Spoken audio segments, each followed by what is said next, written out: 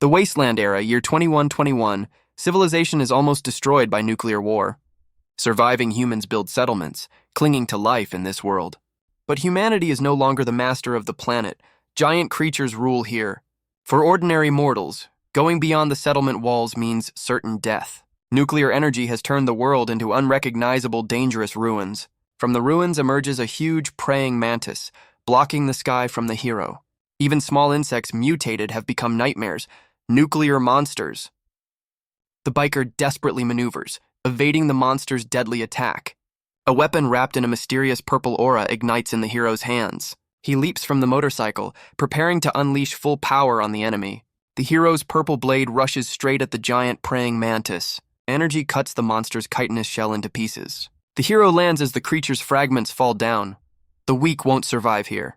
To survive, one must become stronger and more ruthless than these mutants. After all, the horrors of this world extend far beyond what is visible. The biker speeds through the forest next to an armored vehicle, checking some map. The armored vehicle driver, a stout man, looks at his companion with surprise.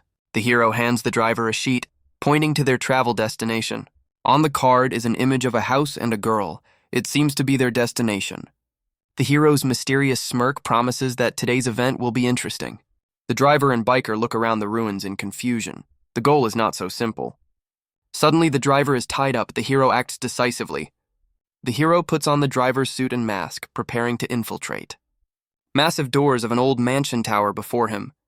He enters inside. Darkness and silence greet the uninvited guest. Suddenly, a gun barrel is pressed to his temple and a knife blade to his throat. A girl with a shotgun sternly asks if he has the wrong address. Another beauty presses a weapon to his side, warning of consequences. The hero calmly reaches into his pocket, offering them a closer look. He pulls out an item, and the girl with the knife freezes in surprise. The girl recognizes the item. It turns out to be a pass for VIP guests. With burning eyes, the hero declares he came to have fun and asks not to be disturbed. Now accompanied by the beauties, he enters the Wasteland Eden. One of the girls points the way forward, calling him an honored guest. Escorted by the ladies, the hero delves deeper into the mysterious establishment. Before him is a dark passage leading into the unknown of this enigmatic place. Massive doors creak open, beckoning with bright light from inside. Behind the doors is a luxurious underground club full of mysterious figures. The hero looks around. Local bosses and wasteland nobility gather here. The crowd awaits the start of some performance. What services are offered here? In the center of attention is a striking girl on stage surrounded by hearts. The host announces, "Welcome to the qualifying meeting. Here only money talks." With a devilish grin and burning eyes, she says, "And now..." The curtain falls, presenting the audience with live goods. The main show begins. The host praises the quality and purity of the girls, promising divine pleasure. "Dear guests, spend your money as you please," she urges the crowd. The hero realizes, this is a secret auction where people are sold. Highest bid wins. A lady approaches the lone hero asking why he is alone. With a glass of wine, she asks if he is not interested in these goods. The hero replies disdainfully, "Second-rate goods, boring.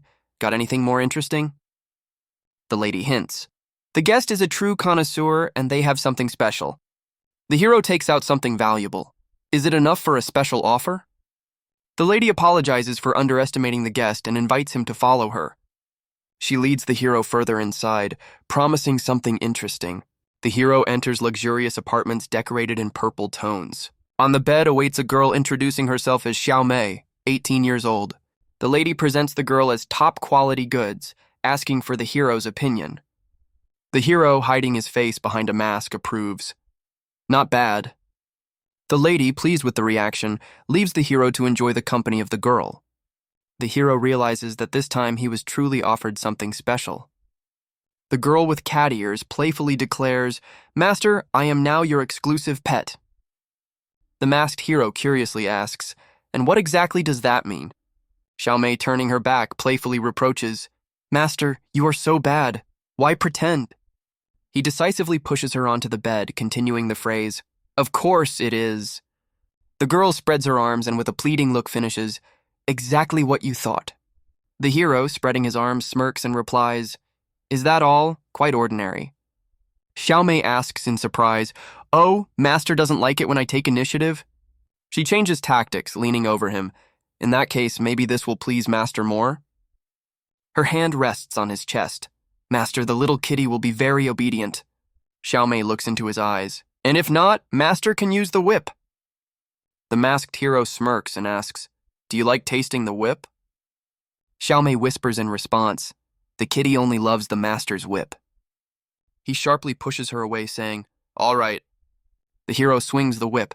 Then try mine for a taste. A sharp strike falls on the girl, making her scream. Xiaomei is puzzled. Master, why? If I break, I won't be able to serve. He replies coldly, just one strike? Your bodies are tough, you won't die? The hero firmly asks, isn't that right, Miss Beastkin? Xiaomei's eyes widen in horror. How do you know? Are you a scavenger? The hero, having changed appearance, stands over her. The atmosphere heats to the limit. The hero declares, scavengers also spend money. I'm now a VIP client. Xiaomei flirts. How else? You are our honored guest. I will serve you well. Suddenly, her hands turn into claws as she hugs him. Master, I just want you to feel good. Don't hurt me. The hero spins her with the whip, throwing her aside. Her form begins to change. Xiaomei, now in monstrous form, attacks him with sharp spikes. She shouts in rage, who are you? Why does your whip destroy my disguise? The monster girl wonders, he looks so young, where does a newbie get such a weapon? The hero calmly replies, I'm an ordinary scavenger with a mission, to clear you all out. He smirks and suggests, call your friends, attack together, you'll save me time. Xiaomei growls, I don't know what this scavenger is thinking, but I can't handle him alone. A heavy boot kicks the door open. 3 girls appear in the doorway, ready for battle. One of them, wearing an eye patch, smirks mockingly. A white-haired girl offers help to her friends. One of the girls warns the others about the danger of the scavenger. A many-armed girl reveals her true form. She is confident she can handle any scavenger. A wasp girl sizes up the opponent, considering him easy prey. The group leader suggests quickly dealing with the scavenger. The beastkin attack the hero, shouting, die, brat! The hero smirks and challenges, attack together, it'll be easier for me. An ancient talisman ignites in his hand, emitting a golden glow. The hero's determined gaze, the talisman is activated, blue energy envelops his fist. The artifact's power grows, merging with his hand into one. A lightning-fast leap. The hero strikes, surrounded by electric discharges. The many-armed monster girl also takes a hit, contorting in pain. An explosion throws one creature back. Special abilities? Are you a new man? Xiaomei, defeated and wounded, whispers, still, I was careless. The hero stands over her. Around are only debris and dust after the battle. He calmly explains, holding the smoldering talisman, this is not an ability, but an item. The hero is pleased. 1 lightning talisman and 5 beastkin defeated. The deal is done. Suddenly, a new scavenger appears in the doorway, shocked by the carnage he sees. He panics and runs through the crowd, shouting about beastkin devouring people. According to intelligence, 5 beastkin lured girls and provided services, but they also secretly devoured clients who came for pleasure. Beastkin are the highest stage of evolution, intelligent and extremely dangerous to humans. The hero introduces himself, Liu Xin, a scavenger sent on a mission to destroy the beastkin. Besides the mission reward, 5 nuclear cores from defeated monsters are even more valuable loot. Scavengers are a special profession.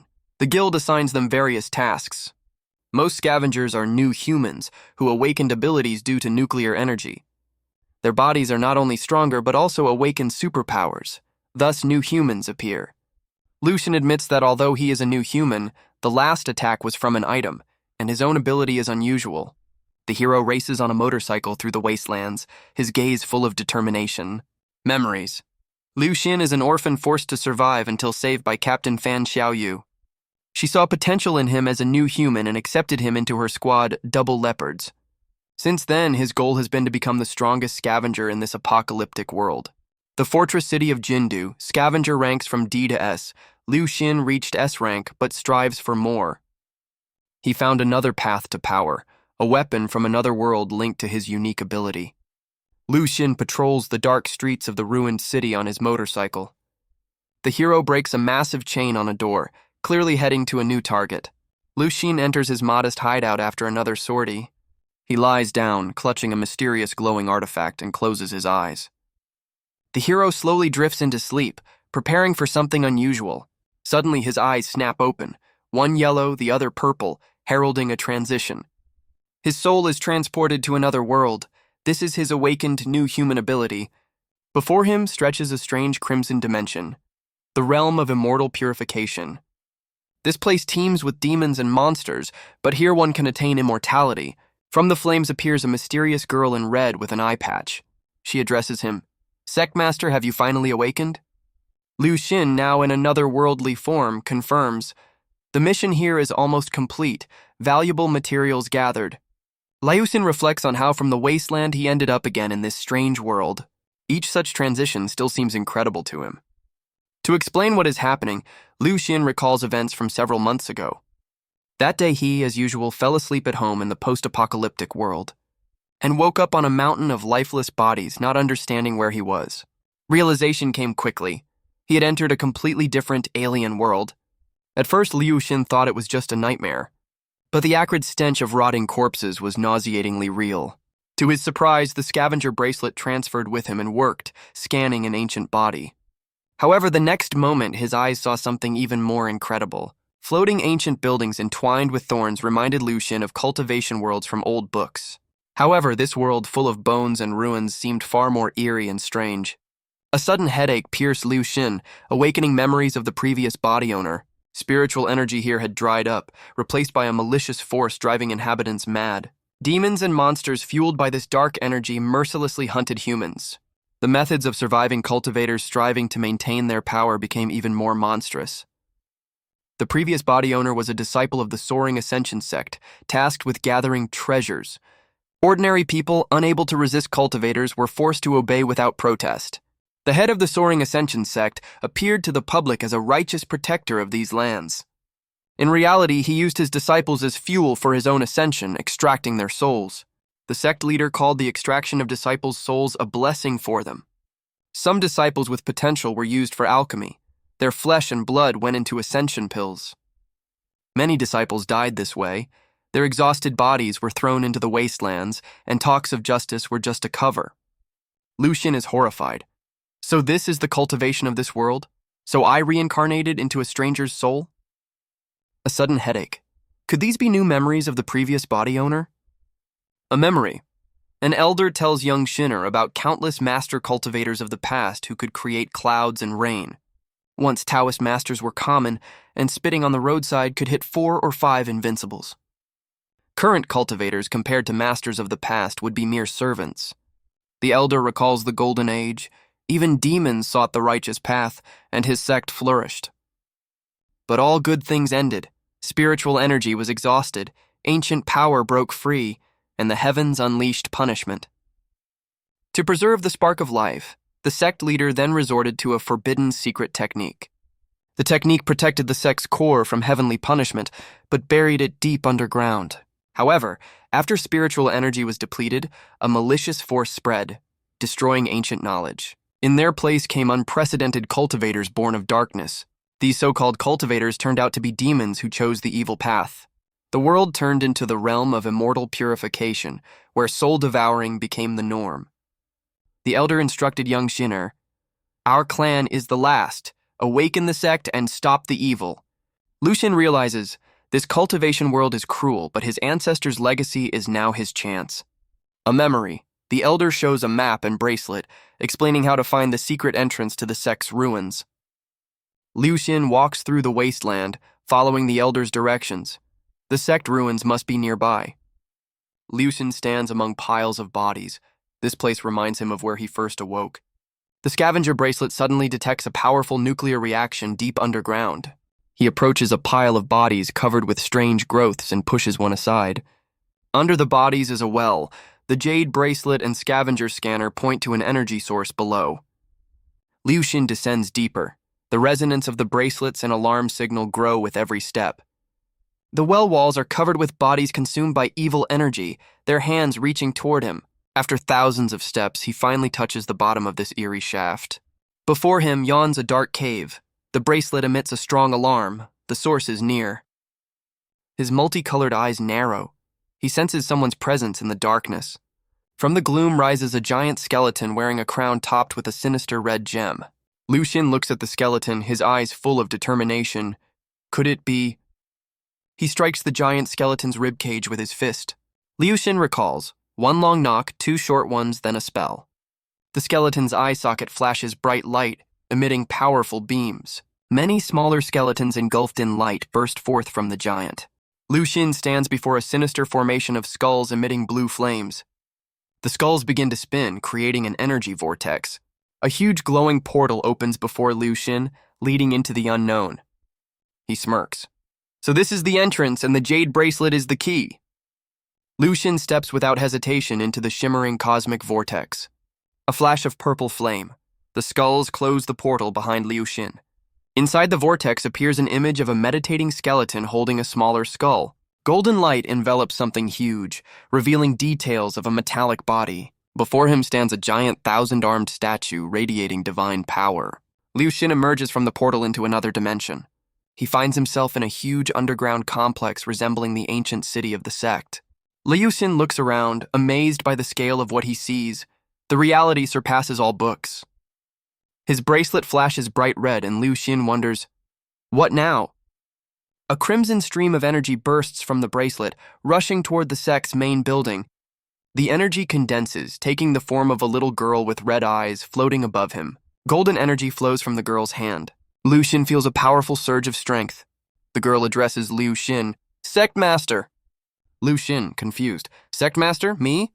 The girl explains, I am the spirit of the sect's protective formation.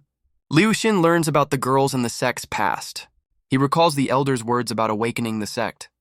The girl tells of the golden age of cultivation, and how darkness engulfed the world. Liu Xin sees a vision of the former sect leader. Vision of the past, the sect leader unleashes the holy word of destruction. The statue's powerful golden hands crush enemies in a fiery vortex. The first move, Light of the Righteous Path, incinerates hordes of demons. The second move, a terrifying technique of subjugating demons with demons. Great demon emperors, drag all filth into hell, he commands. With 2 strikes, he nearly destroyed the first wave of attacking creatures, but endless hordes of corrupted cultivators and beasts kept advancing. In despair, the sect leader resorts to a last measure, sealing the Valley of Immortals. He sacrifices his soul and blood, activating the sect's ancient seal. The main hall and the souls of disciples fall asleep underground, preserving a spark of hope. The spirit girl tells Liu Xin's ancestor didn't make it back to the sect, receiving only the master's order. The sect master believed the Valley of Immortals would be reborn when the time came, leading disciples to new glory. The spirit addresses Liu Xin. By awakening the little immortal, I became sect master. Now we must revive it. Liu Xin thinks, gathering spiritual energy in this depleted world is almost impossible, but the scavenger bracelet gave me an idea. He recalls, the bracelet found the ruins by nuclear energy. Maybe it can replace spiritual energy for the sect. Nuclear crystals are a legacy of war, condensed in the bodies of mutated beasts. Liu Xin wonders, if I could bring crystals here, but can I return? The spirit girl notices his pensiveness. Sect master, is something wrong? Liu Xin replies, just tired, haven't slept in a long time. Find me a place to rest. Lying down, he asks the spirit, while I sleep, guard me well. Liu Xin closes his eyes, fatigue sets in. In this world I was tense, but now I've relaxed and want to sleep. He suddenly opens his eyes, one yellow, one purple, his gaze full of surprise.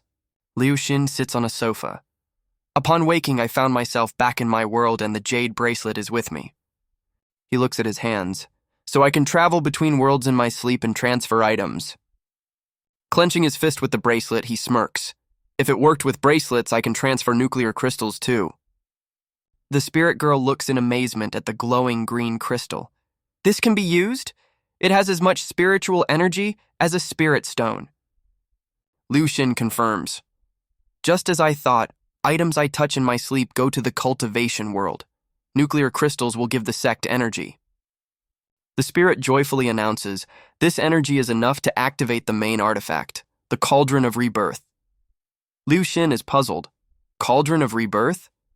In the center of the hall, a platform glows green with patterns. Heaven and earth change, the great void summons the cauldron of life. An ancient cauldron rises from the platform. The spirit explains, Master, the cauldron of rebirth has been sealed for 1,000 years, but it can be revived with spiritual energy.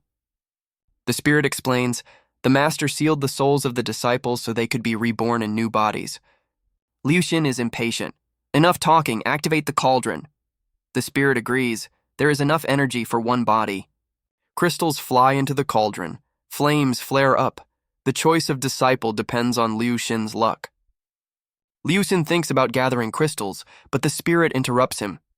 Master, there is something important. A fiery phoenix bursts from the cauldron. The spirit announces that a body will soon be formed. The flaming phoenix rushes toward Liu Xin. The spirit shouts, Master, beware! It's coming this way! Liu Xin is stunned by the speed of the approaching fiery entity. A fiery whirlwind crashes directly into Liu Xin's arm, where the bracelet glows. Flames envelop Liu Xin, and from them emerges a dark, winged figure. Before Liu Xin stands a reborn disciple with burning eyes and fiery hair. Fiery bandages wrap the slender body of the reborn one, hinting at her fiery power. The girl with burning eyes asks Liu Xin, Who are you? Why are you not afraid of my true samadhi fire? Liu Xin's hand with the bracelet ends up at her chest, and she is shocked. A silver jade bracelet! Is it really you? The spirit girl floats nearby. Still not in a hurry to show respect to the young sect master? Welcome back to this world.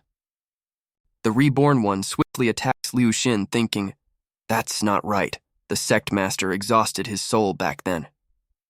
She frowns. But if this youngster can use the bracelet and cauldron, could he be the master's reincarnation? I'll test him first. The winged warrior stands proudly. For what purpose have you two awakened this venerable one? Liu Xin replies with a smile, Of course, so you would join us in reviving the sect and restoring its former glory. The Phoenix girl smirks. Humph. If that's all so boring, this venerable one is not interested at all. The spirit girl furiously lunges at her. Not interested! How dare you be so insolent to the sect master? I'll make you wet yourself again. The Phoenix girl shouts in rage. To hell with your former glory. I will not be controlled by anyone. She bursts with energy. My fate is mine, not for the heavens to decide. Liu Xin's bracelet flashes and a shining chain bursts from it. The Phoenix girl is suddenly bound by chains, pierced by surges of energy. The spirit is shocked. The yin-yang soul-binding curse. How does the young master know it? Liu Xin smirks. Liu Xin explains. Upon entering the Hall of Rebirth, the bracelet showed me countless sealed souls connected to it. The spirit girl addresses Liu Xin. Master, I must remind you of something about those souls. She continues. Soul sealing is a demonic art, and the disciples were demons, monsters, and spirits who feared only the sect master. Vision of the past. The sect master uses the bracelet to subdue hordes of powerful demons. Liu Xin. I saw how the chain from the eternal soul candle passed to a new body, confirming my guess. Liu Xin smirks, holding the chain. Just a slight pull on the bracelet, and the yin-yang curse worked. The captive explains, I am the Fire Crow, an artifact spirit who gained a body and became the master's disciple. Liu Xin snorts, an artifact spirit turned monster? Don't act so arrogant. The Phoenix girl screams in horror. I was an artifact for pills and treasures, not a monster. Calming down, she offers gifts. A whip, talismans, and a sword, begging Liu Xin to accept them. Liu Xin is unimpressed. That's not even enough for a beggar. Looks like we're not on the same path. The Fire Crow panics and promises, Give me energy, I'll create even more treasures for the master. Liu Xin agrees to give her one chance, and the girl guarantees his superiority in artifact creation. Before Liu Xin and the spirit, huge gates open, leading deeper into the sect. Liu Xin extends a bag of crystals. Fire Crow, is this energy enough? To be continued.